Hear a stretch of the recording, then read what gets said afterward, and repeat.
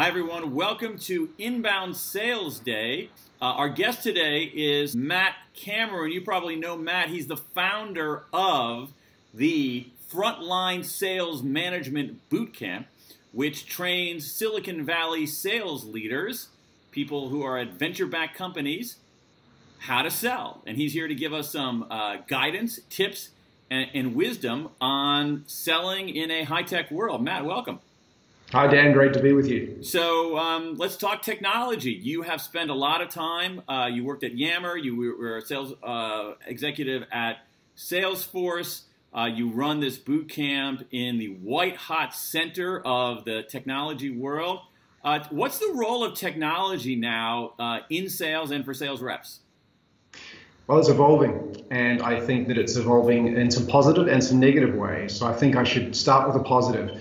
When I was starting out selling, if I wanted to understand which companies to target and the people inside those organizations, it was tough work. You know, it was pick up the phone book, some sort of manual directory where you would try and find people that might be likely to be able to be served by whatever it is you were offering. And then when you found a company, it got very difficult, because then it's a matter of either going down the street and visiting them to find out who's who, or picking up the phone and asking for permission to find out who has which role. So technology's really solved for that. So today, in an instant, we can go and find out, run a list of 100 companies that fit all the firmographic profile where we have a solution. And then secondly, on the back of that, there are many solutions where you can find the humans inside those organizations. So I think that's been very helpful. I think the second way technology has been helpful, and in keeping with the theme of selling like a human, I can find out a lot about Dan before I even pick up the phone or write him an email. And I'm not going to do it in a disingenuous way where I find out you like golf and suddenly I've decided I'm going to be a 5-minute golf expert, because that's not human. Right. What I can do, though, is find out that you have a penchant for performance and understanding the way the mind works and getting the best out of people, so that theme can be embedded in the way I think about you and how I think you might like to be communicated with. So I think that's very helpful. Where I think technology's got us a little off the rails is a way in which I'll illustrate with an analog. For those of you who do play golf, you'll know that if you give somebody a graphite driver rather than a steel shafted driver, you've got a lot of power, and it's going to potentially drive the ball a lot further. The issue is, if you give that driver to me, I'm going to belt it much further in the wrong direction because I'm terrible at golf. And this is what's happened with some of the process automation tools that we've given relatively inexperienced or junior folks. It allows them to reach many, many people far more efficiently, but they do so either in an unthinking way, because they haven't been trained to think, or they do it in a unskilled fashion. And you can rapidly create a lot of damage, much as I could if you gave me a graphite shafted driver. So I'm very concerned, and when I'm working with sales leaders, I'm very concerned about taking salespeople back to first principles, which is the only reason an executive will speak to you is if they believe that you know something that they need to know now. And the only way to do that is to do some proper first principles research. And I think sometimes technology leads us astray from that, and people think the spray and pray approach can work. And I'm just starting now to see people coming back to this understanding and conclusion. So the positive side of technology is technology is such a broad word, but what you're saying is that the tools of search engines, of databases, of certain kinds of social networking allow you to get some insight into the organization and into the individual. So that's in one case, those kinds of technologies are good. I guess what you're saying is that some of these process automation technologies can be useful but have a downside to them. So, they do, but what I will say that I'm a fan of them in terms of making you more efficient. My concern is that people latch onto it as a crutch and get that in their hands. So what I would say to you is learn the first principles first, do the legwork, and then they become very effective. Give us an example. You mentioned that people will use some of these technologies sometimes in an unthinking or unskilled way. Give us what's an example of either unthinking or unskilled? Yes. So my manager says, there's your territory of 300 mid-market accounts to go after. They're all in the financial services vertical, and our ideal customer profile is a financial controller. So what an unskilled rep will do, well, that's fantastic. I will go and upload all of those contact email addresses into my outbound tool. I will put in the same templated paragraphs for everybody, because I know they all think the same because of the same profile, right? Trying to save the solve problem. And then I hit send, and I've now just hit my entire addressable market with the same unthinking message, and my response rate is going to be very low. But what happens is there's a false positive. If I hit 100 people, I might get 2 very positive responses back, because to them I was lucky, right? But what I find is I've poisoned the well, because then when I go back to the other 98, they've already mentally lodged me in the spam folder, and they don't want to hear from me. Got it. I got it. Okay, so basically so at some level, I think what you're saying is use technology to enhance the human side of sales rather than to replace the human side of sales. Is that accurate? And a very explicit example of that would be that I customized my first email based on quite a lot of research. It's absolutely written for Dan. But then the follow-up email, which might be to get Dan to look at it or respond, could be pretty templated. And then the reminder for me to follow the email with a phone call is using technology. I love technology to manage process so that I'm now far more effective. I can manage many more balls in the air. It's not that it's taking the action on my behalf necessarily, but it's reminding me to do so. That I'm a fan of. Right. So Matt, so we want people to sell like humans. We want people to deal with their prospects on a human level. So let's say that someone's a sales rep fairly early in her career, and she's selling to a particular role. That makes her job somewhat easier. What's your advice for people selling to a role? I would say the most practical thing you can do is go find that role within your own company. If I'm selling to a chief marketing officer or a senior marketing person, I'm going to go find that person within my organization, take them out for a coffee, and understand what it is they do. How are they measured? Number one, most important thing. How are they judged? What does success look like for their role? And then let's talk about a day in the life. Walk me through what's important. How do you prioritize your time? What are the factors that create obstacles for you? What, if you could, would you wave a magic wand over to fix? And then if I was talking to you as a salesperson, what would you want to hear from me? What is going to get your attention today? And ask them to share some examples of really bad approaches, because I know they've received them. Right? Talk to me about some sales approaches you had. Why didn't it resonate with you? And then, of course, conversely, talk to me about the cut through. Talk to me about somebody who came to you, you'd never spoken to before, why you gave them the time of day, and walk through it. And then you can write your very own personal playbook for how you're going to approach that role. Yeah, no, I love that idea. And would you even advise, maybe not only in your own company, but if you happen to have a friend of a friend or a contact of a contact in another company who's in that role, maybe buy them not only coffee, maybe buy them lunch. 100%. Yeah. I think that's actually really good advice, and I'm not sure how often that happens.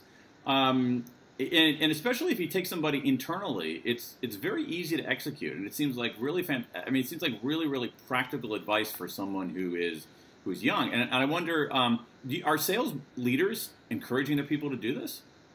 I'm not seeing it. The one behavior I'm seeing from time to time, which I think is excellent, is if you have a larger sales force all selling to the same persona, do the brown bag lunch, where you invite your executives to sit with the sales team and they can ask all these questions as a group and learn together. Yeah. When you work with these executives or sales leaders from these venture-backed companies, okay, so these are tech companies, what are the big issues that they're grappling with, and how are they solving them?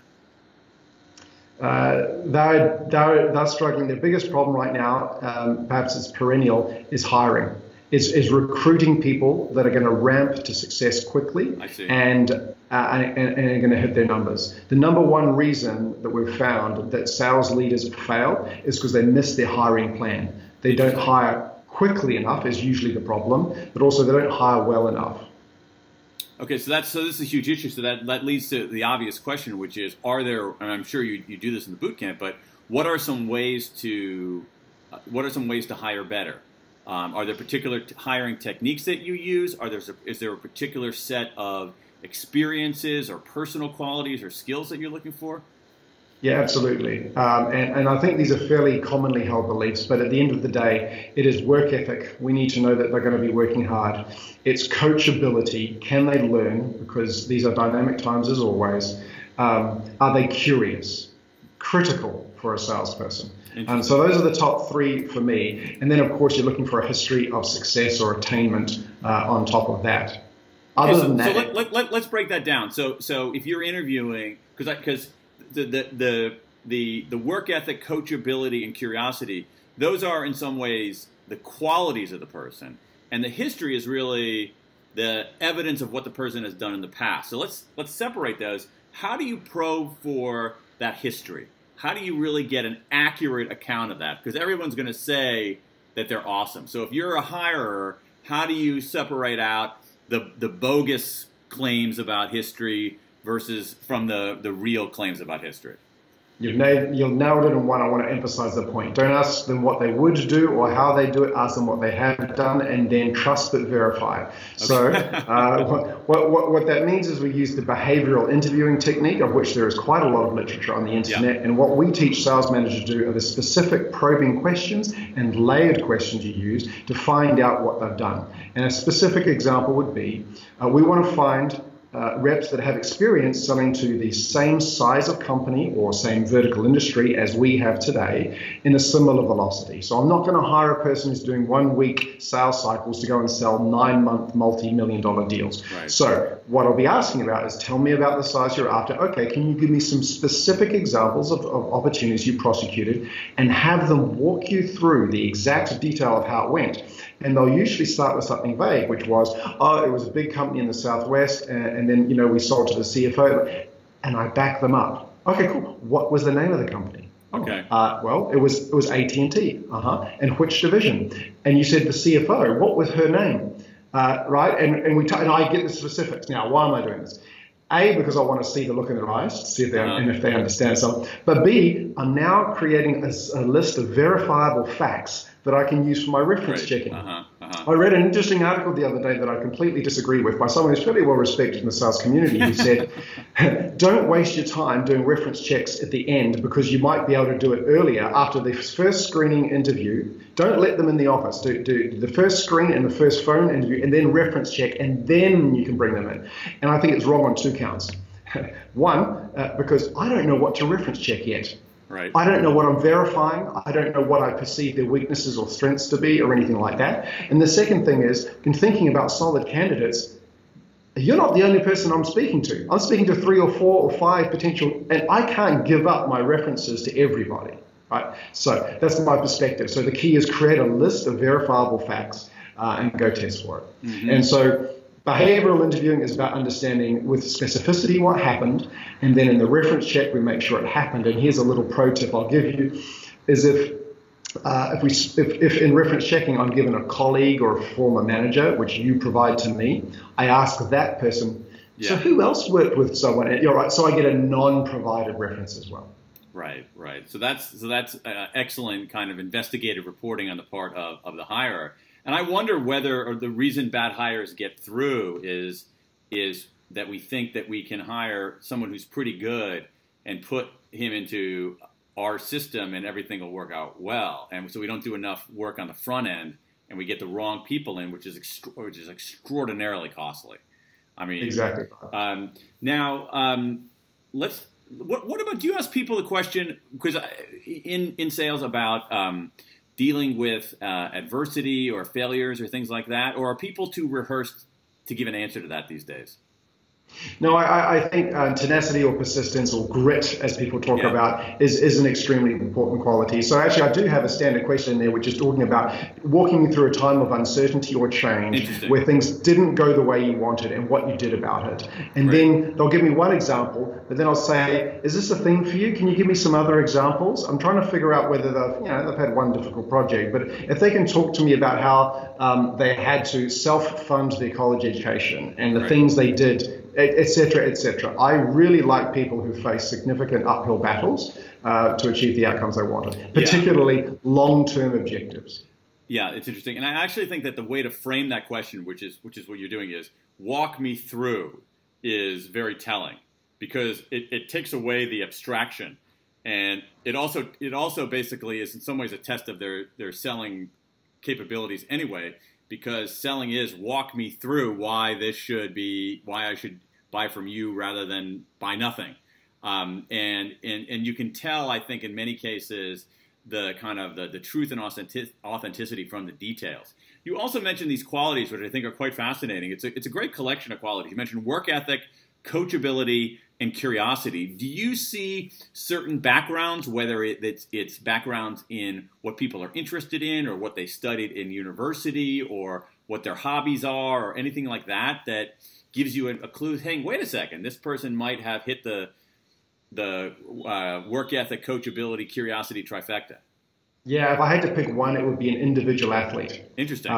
Because they don't have this team to rely on. So if I'm running a sprinting race or if I'm a one-on-one competitor, I've got no one there. My coach is on the sideline, just as my sales manager is. But at the end of the day, if I don't jump over that bar, if I don't hit that ball correctly, it's all on me. And if I really, for people that have made, Division I level sport and whatever, or better still, elite levels of sport, I know that there was a long-term progression to get there. They had to have that grit to stay with it. They have to be coachable. They clearly have a work ethic. And curiosity plays into it because I have to be open to new ideas and ways of doing things. Right. If I'm going to improve. I can't keep doing the same things as an amateur athlete as I can with a professional and still succeed. Right. I would say what I've seen talking to hiring managers out there is you hear a lot about athletes. And I do think that sometimes in business we go overboard analogizing business to sport.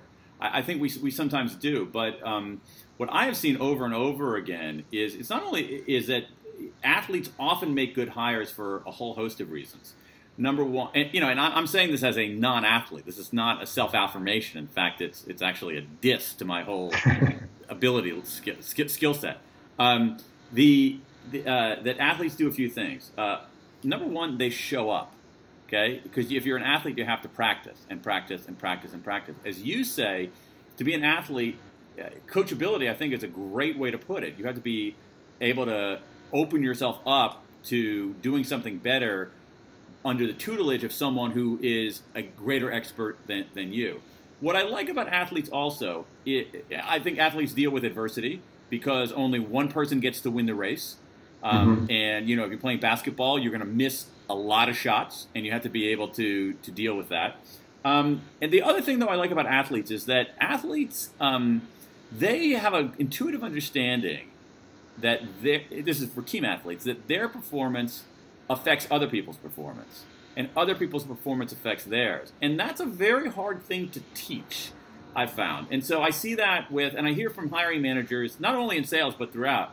I hear that about athletes, but I also hear that about musicians, because musicians have a similar kind of thing. They show up, they have to practice, they have to be open to getting better, they have to be curious about their craft, they have to be coachable. So I think that those are just proxies for that. People can develop those in other realms, but that might be a way to. There's so much. I mean, from what you say and what I also hear, there's such a premium on hiring fast, especially right now. That might be a little bit of a shortcut. You mentioned, and we'll wrap up here in a moment, Matt, you also mentioned in other writing that you've done, this idea of, you talk about generosity as a quality that we should be looking for, and visibility. Tell us about those.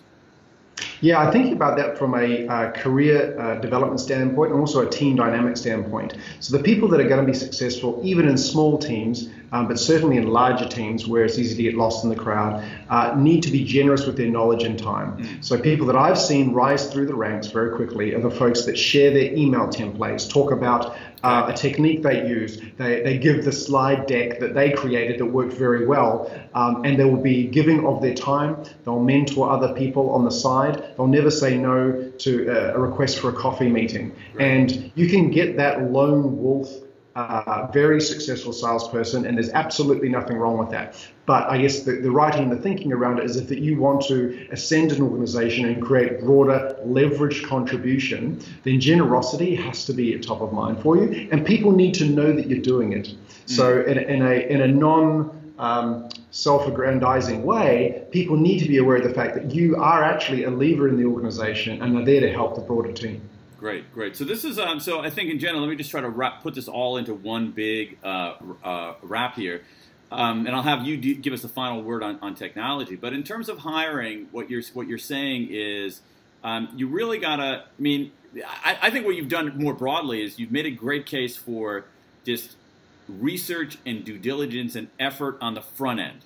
Whether you are a sales rep trying to find the right prospect, whether you're a sales manager trying to hire. Just like putting in the work on the front end is enormously important. And it's kind of amazing to me how few people actually do that.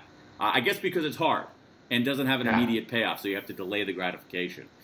So you're talking about behavioral interviewing as a great technique for sales managers. You're talking about some of these individual qualities that if you're a sales rep, you actually want to build in yourself and display the qualities of coachability, the work ethic, curiosity, and visibility. And I love the idea of generosity. I think it's a powerful concept. The idea that that the world is not zero sum, that you can give and be generous, and that's not going to weaken your place. It's actually going to enhance your place. Give us finally, Matt. We talked a lot about technology. You are now in San Francisco, as everybody can tell by your San Francisco accent. You work with these Silicon Valley executives. Just give us kind of your, the final word, the summary of technology and sales. What should we embrace? What should we improve? So I think I could sum it up by saying this. When considering technology to support sales, if in analyzing it, you realize that it's speeding up what you would do as a best practice anyway and allowing you to do more of it, immediate thumbs up and a tick. If it's actually changing the way your sales process works, you have to ask yourself the fundamental question, has our sales process changed and should it? Because most of the time, the answer is no, and you're creating shortcuts. Sales is building a house or a high rise. If you don't build the stable foundation for the rest of the deal by doing the boring concrete carrying, it's going to fall down. So that's excellent advice on which to leave this. Matt, pour the concrete in your foundation, and that's how you build a building. We could have an architecture show now. Matt Cameron, he is the founder of Frontline Sales Management Bootcamp in Silicon Valley. He's coming to us from San Francisco. Matt, thank you, and thanks to all of you for watching, being here on Inbound Sales Day. And